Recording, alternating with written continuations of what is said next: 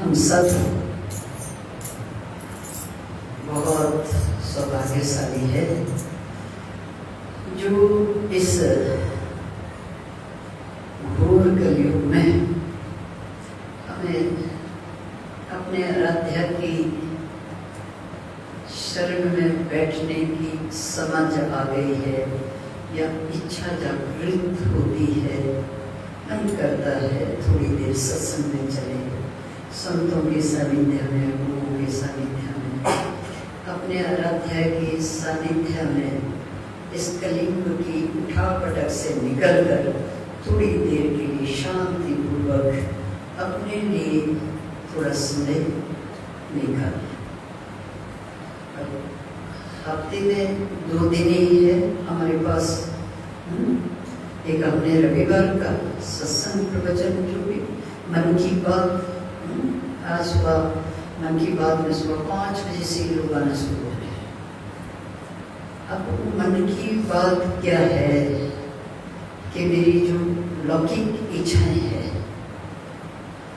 वो कैसे पूरी होगी, हमारे जो संसार के सुख हैं वो मिले, हमारी जो गृहस्थ से जुड़ी हुई, संसार के सुखों से जुड़ी हुई मनोकामनाएं हैं वो पूरी हो, हमारा जीवन सार्थक हो ना हो, उसकी समझ सबको नहीं आती। उसकी समझ तो उसी को आएगी जो पीछे भी कुछ साधना करके आए होंगे। वही साधक बन सकते हैं, वही सेवक बन सकते हैं, वही सेवा और साधना कर सकते हैं। सब नहीं कर सकते, चाहता को नहीं। सब चाहते हैं नाम चलता रहे, पर कितने लोग असंख्य जो कहते हैं चाहते तो बहुत है कि हर समय नाम चलता रहे, नाम चलते चलते कुछ और मन में आ जाता है।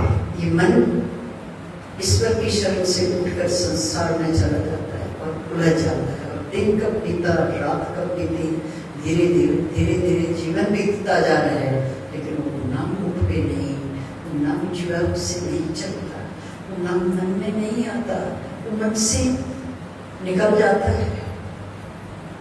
ऐसे जो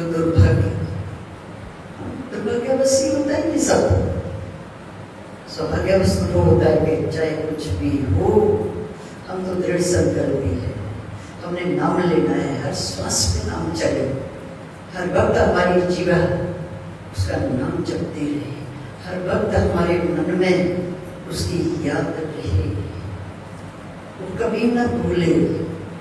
किसको भूल रहे हैं, थोड़ा विचार करें। ये संसार वाले जो लोग हैं, जो संसार के सुखों में उलझे हुए लोग हैं, हम दो, हमारे दो में जो उलझे हुए हैं, हमारी गाड़ी बड़ी हो, हमारा घर बड़ा हो, हमारी इच्छाएं पूरी हो, हमें आनंद मिले, हमें ऐश्वर्य मिले, बुद्धिहीन मूर्ख नहीं, मूर्खता है ये। सच तो बात ये है, कड़वी जरूर है लेकिन सत्य है, ये मूर्खता है। इन चीजों से हमें ऊपर उठ जाना चाहिए। अब कैसे उठे?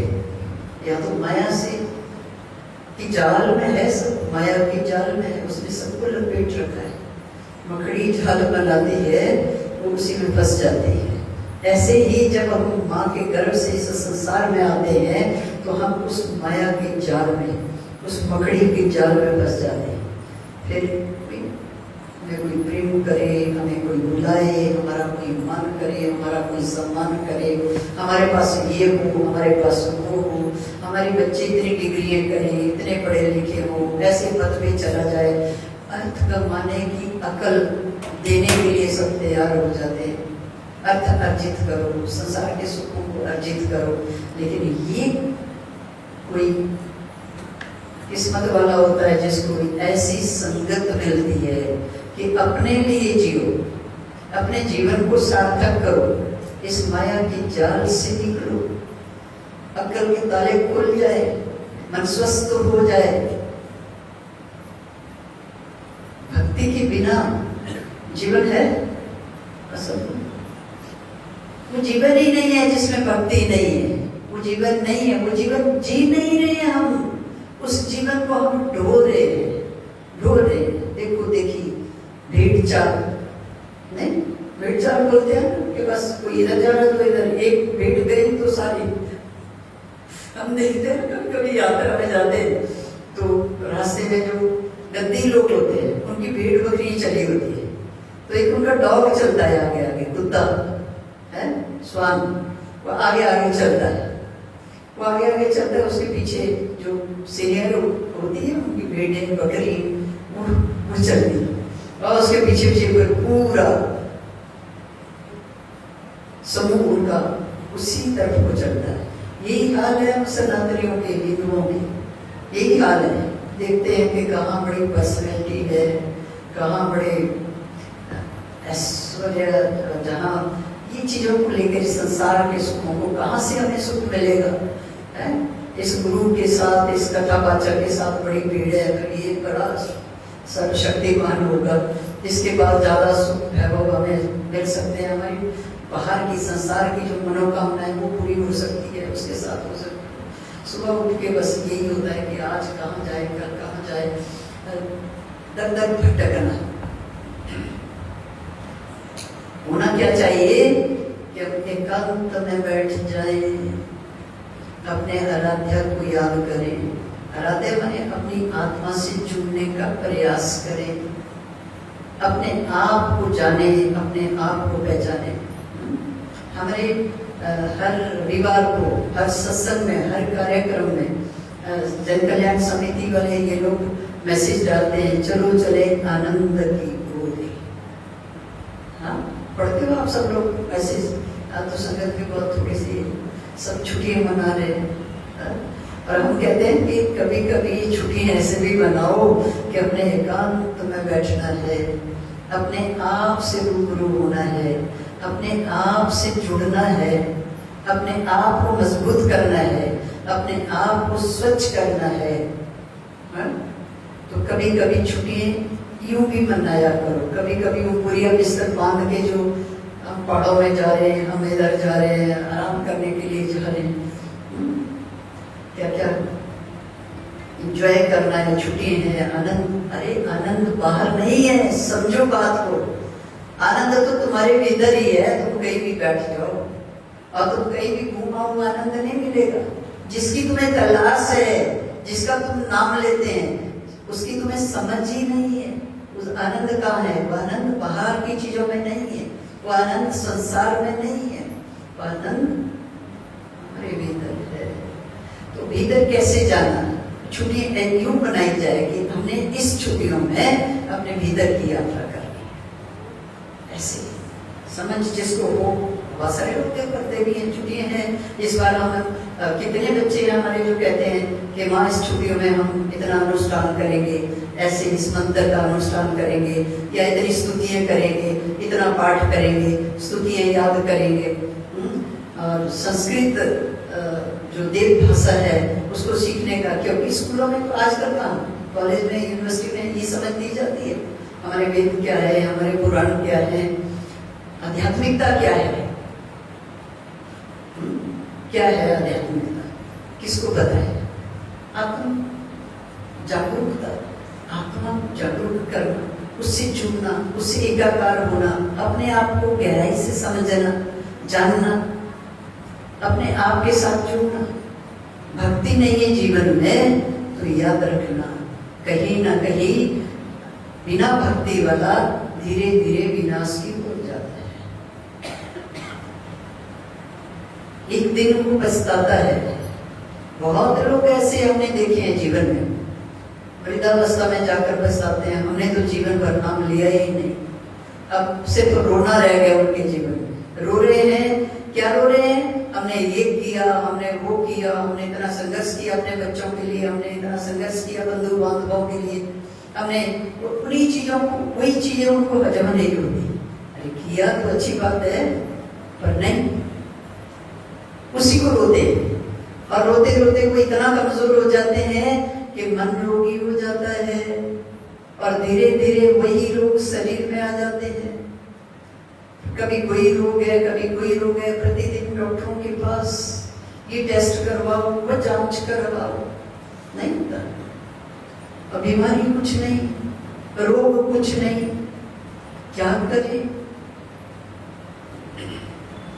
अब जो रोग है इसको समझो, ये तो काम है, क्रोध है, अहंकार है, लोभ है, ईर्ष्या है, द्वेष है, मोह है, लालच है। प्रेम, प्रेम ना कहते, प्रेम तो होना चाहिए, भगवान के साथ भी प्रेम हो, अपने समाज के साथ भी, अपने बंधु बांधवों के साथ भी, अपने कुल परिवार वालों के साथ भी प्रेम हो, शुद्ध प्रेम। उनके लिए हम कुछ कर सकते, अपना कर्म ही कर्म भूमि है। मृत्यु लोग है, इसमें जो आया वो रुकता ही नहीं है, हम सब मुसाफिर हैं। हम तो कभी भी जाना पड़ सकता है, कभी भी किसी को बुलावा आ सकता है, मुसाफिर है।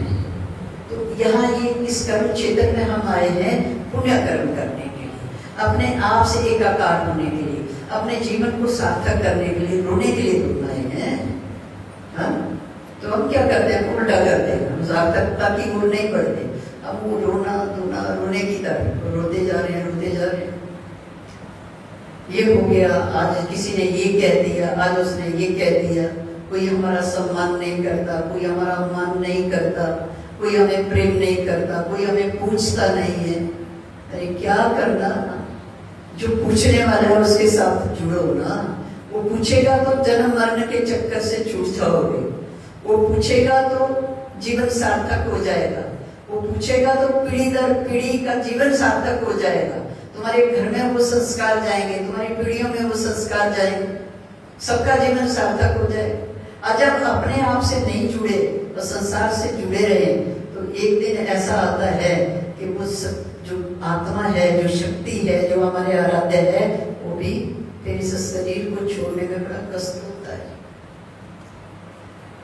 और कई तरह का विनाश, जैसे मैंने कहा कि रोना, परेशान हो जाते हैं, डिप्रेशन में चला जाते हैं, तनाव में चला जाते हैं, निकल ही नहीं पाते।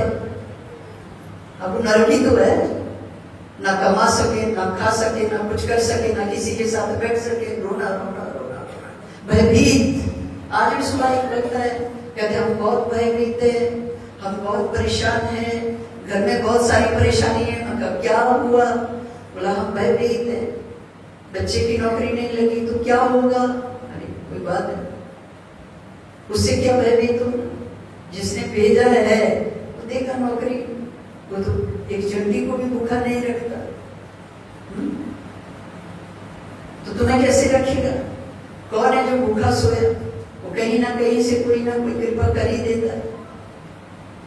नहीं समझ में आती, समझाते समझाते कई महापुरुष आए, कई चला गए, लेकिन जो समझ गया वो बड़भागी है, उसका जीवन सार्थक हो सकता है। वो अपने आप से जुड़ जाता है, वो अपने मूल से जुड़ जाता है, और जो जुड़ गया वही इन चीजों को समझ पाता है कि भक्ति क्या है, सेवा क्या है, साधना क्या है, सत्संग क्या है, संतों का सानिध्य क्या है, ये हमारी संस्कृति क्या है, वही समझ पाता है। तो हमने उस चीज को समझना है कि हम अपने भीतर की यात्रा कैसे करें, हम कौन है, हम कहां से आए, किस लिए आए, कहां जाना है, क्या करने के लिए आए हैं, वो समझ आ जाए। ये जन्म और मरण की जो चक्की है, इसको पीसने से छूट जाए, जीवन सार्थक हो जाए, उसके लिए हम आए, पुण्य करने के लिए आए।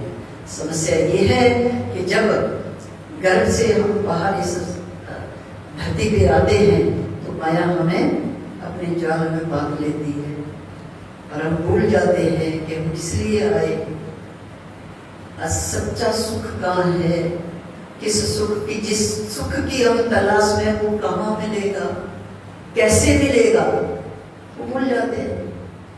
उल्टी चक्की चलाना शुरू कर देते हैं, वो मार्ग में चलना शुरू कर देते हैं, स्वार्थ में पड़ जाते हैं, लालच में पड़ जाते हैं, मोह में फंस जाते हैं, काम क्रोध अहंकार लोभ, इस तरह तरह की जो माया है वो हमें घेर लेती है, अपनी जंजीरों में जकड़ लेती है, और उनसे छूटना इतना सहज नहीं है। ईश्वर भी अवतार लेके जब आते हैं तो ये भी वही दिखाते हैं। उनको छूटना असंभव नहीं है, उनके लिए कुछ असंभव नहीं है, लेकिन वो हमें समझाने के लिए वो सब कुछ हमें दिखाते हैं। ये है ये मृत्यु लोक, ये है जन्म, ये है मरण, और इसमें हमें कैसे रहना है, कैसे जीना, तो सारे हमारे ऋषियों ने ऐसे सीखे। 4 वेदों से 18 पुराण, 6 शास्त्रों के कितने कितने धर्म ग्रंथ लिख दिए गए कि हम मरण और जन्म के चक्कर से छूट सके, हम असली आनंद में प्रवेश कर सके, सच्चा सुख हमें मिले। हमारा पिता तो यही चाहता है।